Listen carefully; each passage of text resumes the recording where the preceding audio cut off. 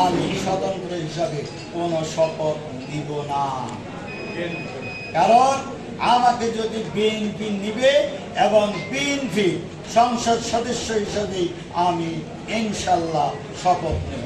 আপনারা প্রচারণার সময় আপনারা দেখেছেন আমাদের জনাব তারেক রহমান সাহেবের মার্কা ধানের শীষ, আমাদের মরহুমা খালেদা জিয়ার মার্কা ধানের শীষ, মরহুম জিয়াউর রহমানের মার্কা ধানের শীষ ফেলেছে। কিন্তু যেই লোক ধানের শীষ নিয়ে নির্বাচন করেছেন উনি কোনোদিনও বলেন নাই আমার মার্কা ধানের শীষ, এটা আমার চেয়ে বেশি আপনারা শুনেছেন। সেহেতু ব্যক্তি হেরেছে, ব্যক্তির বিরুদ্ধে জনগণ জবাব দিয়েছে, কিন্তু দলের বিরুদ্ধে জবাব দেয় নাই। আমিও দলের জনগণ আমাকে ভোট দিয়েছে এবং আমি মৃত্যু পর্যন্ত, যেমন আমি বলেছি, ডেন্টিস্টের পরামর্শ নাও নতুন কোলগেট অ্যাক্টিভ সল্ট।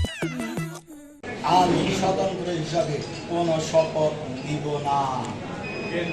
কারণ আমাকে যদি বিএনপি নিবে এবং বিএনপি সংসদ সদস্য হিসাবে আমি ইনশাল্লাহ শপথ নেব। বিএনপি আমাকে না নিবে ততদিন পর্যন্ত আমি শপথ করব না।